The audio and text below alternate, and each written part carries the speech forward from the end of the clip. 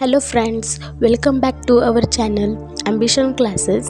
Today we are going to learn or see exercise of chapter number 11 cell structure and microorganisms of class 7th. So without wasting time, let's see the exercise of chapter 11.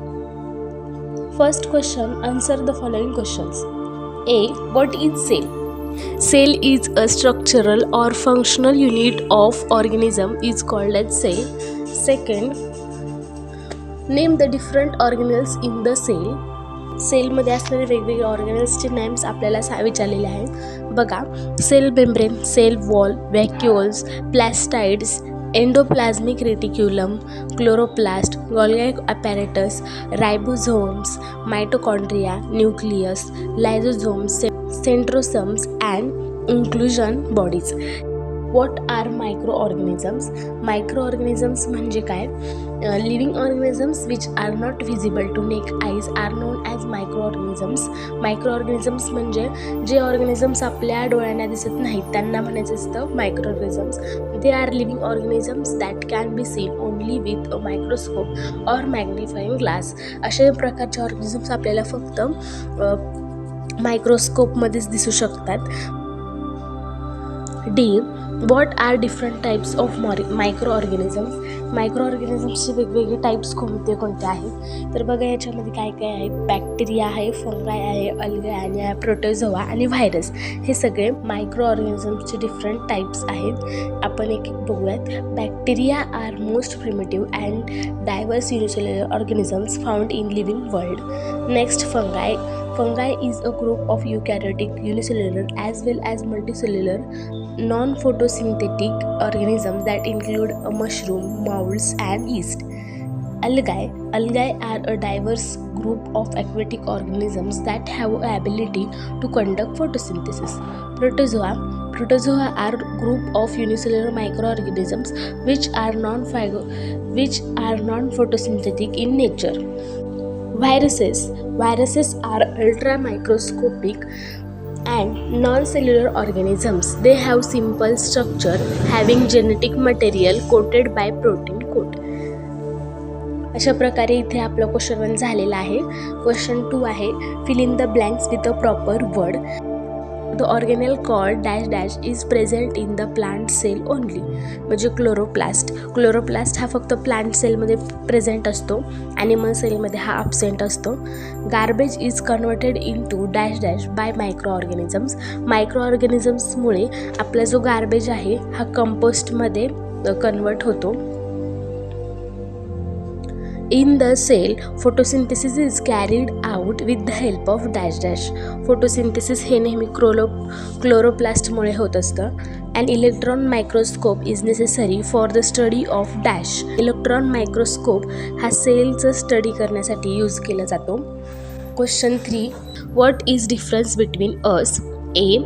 Plant cell and animal cell. Animal सेलमध्ये बघा, आधी animal cells are smaller in size. Animal cells ह्यांची size small असते. Plant cells are comparatively larger. म्हणजे plant cell हे मोठे असतात. They lack a cell wall. Animal सेल्समध्ये सेल वॉल ॲब्सेंट असते. Cell wall is the outmost structure in a plant cell. Plant सेलमध्ये cell wall हे outermost structure असतं. They lakh प्लॅस्टाइड्स accept युग्लिना. युग्लिना सोडला तर सगळ्या ॲनिमल सेलमध्ये प्लॅस्टाइड हे ॲब्सेंट असतं. Plastid are present in all plant cell. Plant सेलमध्ये प्लॅस्टाइड हे प्रेझेंट असतं. Many vacuoles are present and they are smaller in size. They have a single larger central vacuole. They have centroids. Animal सेलला centroid असतो, plant सेलमध्ये centroid absent असतो. पुढे आहे बी. प्रोकॅरियोटिक sale आणि युकॅरियोटिक सेल. प्रोकॅरियोटिक सेलमध्ये बघा, the size of the cell are smaller in size. युकॅरियोटिकमध्ये the size of a cell vary in size and generally larger than those in prokaryotics. म्हणजे प्रोकॅरियोट्सपेक्षा यांची साईज ही मोठी असते आणि हे जनरली लार्ज साईजचे असतात. Nucleus is absent. प्रोकॅरियोट्समध्ये न्यूक्लियस हा ॲब्सेंट असतो, पण युकॅरियोट्समध्ये there is a well define nucleus, याच्यामध्ये न्यूक्लियस हा प्रेझेंट असतो. Cell wall is usually present, it is compose of peptidoglycan. प्रोकॅरियोट्समध्ये सेल वॉल ही प्रेझेंट असते. Cell wall is usually present in plant cell, is compose of cellulose. युकॅरियोट्समध्ये cell wall ही present असते आणि ही सेल्युलोजच्या रूपामध्ये असते. Question number 4, sketch and describe in your own word the plant cell and animal cell. Plant cell आणि animal सेलबद्दल आपल्याला डिस्क्राईब करायचं आहे इथे. सर्वात अगोदर इथे मी तुम्हाला प्लांट सेल आणि ॲनिमल सेलचे डायग्राम दाखवते, नंतर त्याच्यानंतर इथे डिस्क्रिप्शन लिहिते बघा.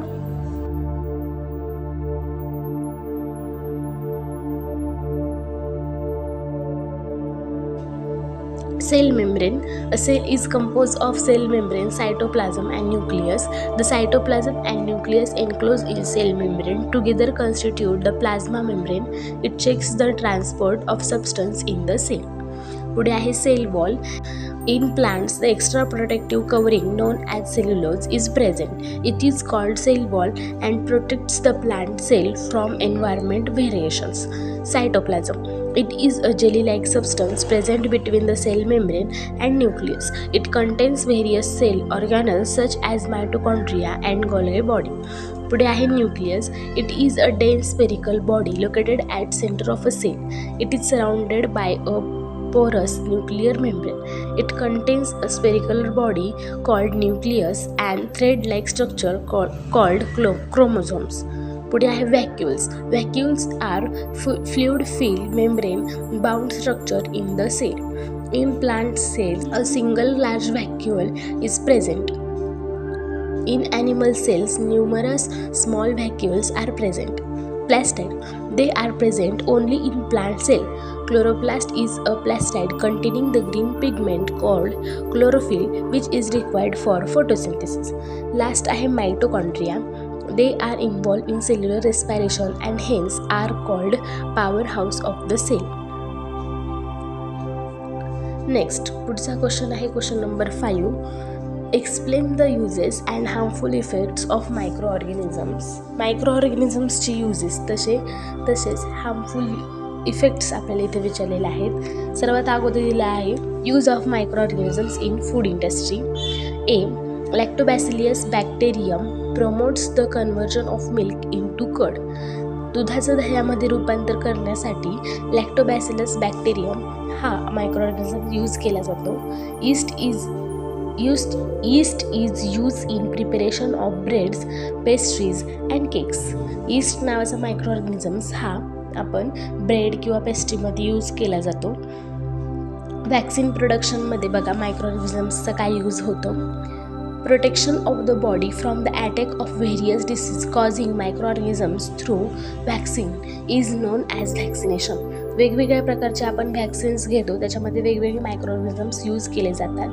Vaccine includes dead or weak microbes that trigger the production of antibodies in the body. पुढे आहे use of microorganisms in increasing soil fertility. मातीची सुपीकता वाढवण्यासाठी आपण वेगवेगळे मायक्रोऑर्गॅनिझम्स यूज करतो. त्याच्यामध्ये पहिलं बघा, blue green algae and rhizobium are called biological nitrogen fixers. Blue green algae आणि रायझोबियम हे आपले बायोलॉजिकल नायट्रोजन फिक्सर्स आहेत. They fix atmospheric free nitrogen to enhance soil fertility.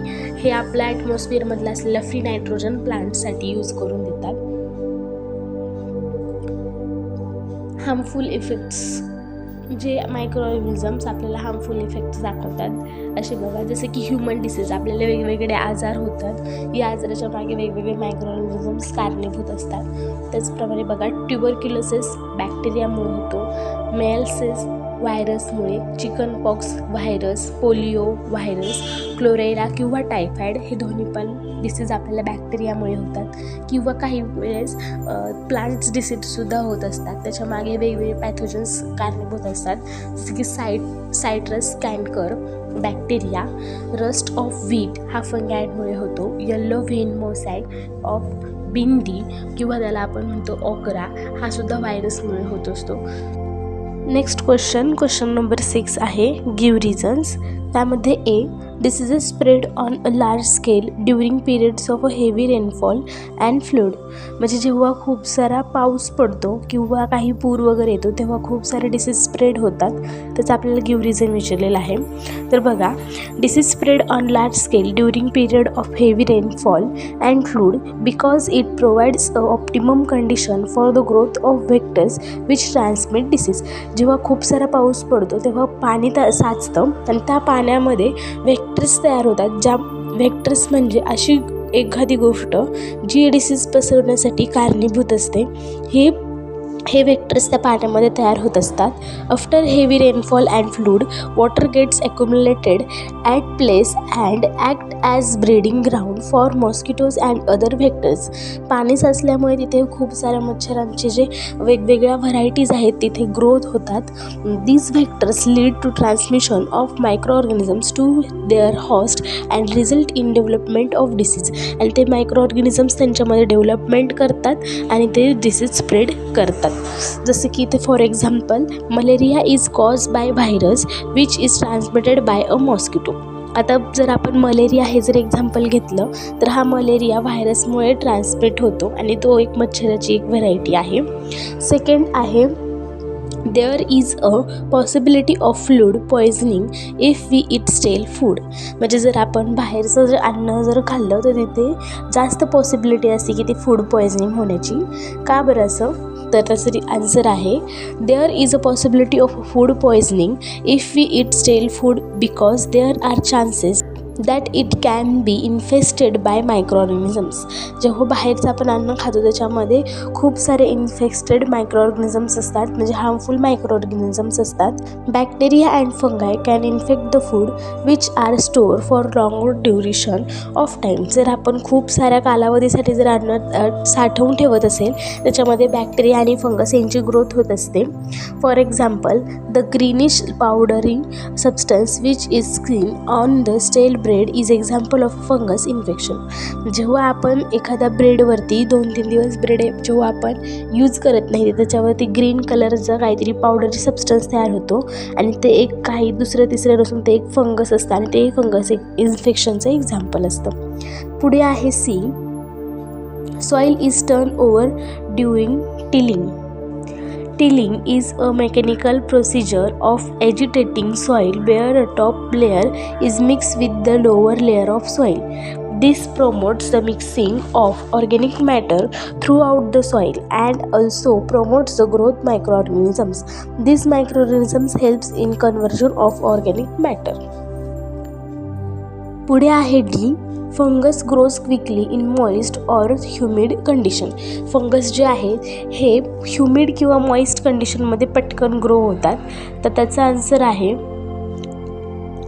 Fungus grows quickly in moist or humid condition because these are the favourable condition for its growth. त्यांची जी favourable म्हणजे त्यांना जी हवी असणारी त्यांची जी कंडिशन आहे ती असते ह्युमिड किंवा मॉइस्ट एअर आणि त्याच्यामध्ये ते पटकन ग्रोथ होत असतात. Fungus is not seen growing in areas which are well expose to sunlight. ज्या ठिकाणी खूप मोठ्या प्रमाणामध्ये सनलाईट आहे अशा ठिकाणी फंगस कधीही ग्रो होत नाही. जिथे डेफिशियन्सी असते सनलाईटची तिथे फंगस नेहमी ग्रो होत असतात. पुढे आहे refrigerator is use in almost every home. आपण प्रत्येक घरामध्ये आपल्याला रेफ्रिजरेटर पाहायला भेटतो. त्याचा आन्सर विचारले आपल्याला. The refrigerator is use in almost every home because it prevents the spoilage of food. Refrigerator provides an optimum environment for storage of vegetable, fruits, cook and uncook food. Refrigerator हा आपल्या प्रत्येक घरामध्ये use केला जातो कारण अन्न खराब होण्यापासून ते वाचवलं जातं किंवा त्याच्या अजून आपण व्हेजिटेबल्स असतील, फ्रूट्स असतील किंवा अजून काही पदार्थ असतील यांना त्यांचं फेवरेबल एन्व्हायरमेंट तयार करून देऊ शकतो ज्यामुळे ते लवकर खराब होणार नाहीत.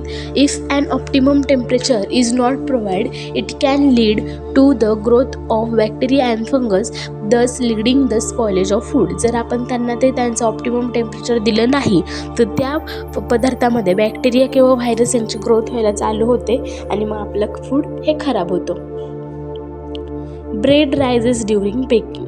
जेव्हा ब्रेड हे शिजल्यानंतर थोडेसे फुगतात. त्याचा आन्सर आहे bread rises during baking because of addition of yeast to its dough. म्हणजे जेव्हा आपण त्याचं पीठ तयार करतो तेव्हा त्याच्यामध्ये ईस्ट नावाचा एक मायक्रो ऑर्गॅनिझम्स आपण त्याच्यामध्ये ॲड करतो. Yeast cell respire anaerobically and liberate CO2 in the process. Yeast हा रेस्पिरेशन करतो आणि तो CO2 हा त्या प्रोसेसमध्ये बाहेर टाकतो. When yeast cells are added to the bread dough, they utilize the nutrition found in the dough and respire anaerobically. Also, they multiply at very fast rate under such favorable condition. त्यांच्या favourable कंडिशनला त्यांची growth ही fast होत असते. As a result of growing bacterial population, the large amount of CO2 is released that makes the dough very soft and fluffy. CO2 release झाल्यामुळे जो आपला पिठाचा लगदा आहे किंवा जो ब्रेड आहे तो एकदम फ्लफी किंवा मऊ स्मूथ होत असतो अँड दस improves the quality of the bread. आणि त्यामुळे ब्रेडची ही क्वालिटी ही सुद्धा इन्क्रीज झालेली असते. पुढे जी fodder is soak in water before offering to cattle. Fodder is soaked in water before offering to eat cattle because it may contain seeds which have been left behind after harvesting. Soaking this fodder helps in sprouting of the seeds grains and this increase nutrition value of fodder. जेव्हा गाई गुराखी वगैरे असतात हे त्यांच्या गुरांना खायला देण्याच्या अगोदर काही वेळ अन्नधान्य हे भिजत ठेवतात. त्याचं कारण असं आहे धान्यांना मोड वगैरे येतात आणि त्यामुळे त्याच्यामधले न्यूट्रिशनल कॅपॅसिटी ही वाढत असते. पुढे आहे क्वेश्चन नंबर 7. हा आपला ह्या एक्सरसाइजमधला लास्ट क्वेश्चन आहे. When will you use a microscope and when a compound microscope. कधी तुम्ही सिम्पल मायक्रोस्कोप किंवा कंपाऊंड मायक्रोस्कोप यूज केला आहे का? Explain in detail how you will use them. आणि ते आपल्या डिटेलमध्ये एक्सप्लेन करायचे की तुम्ही तो कसा यूज केलेला आहे. आन्सर बघा.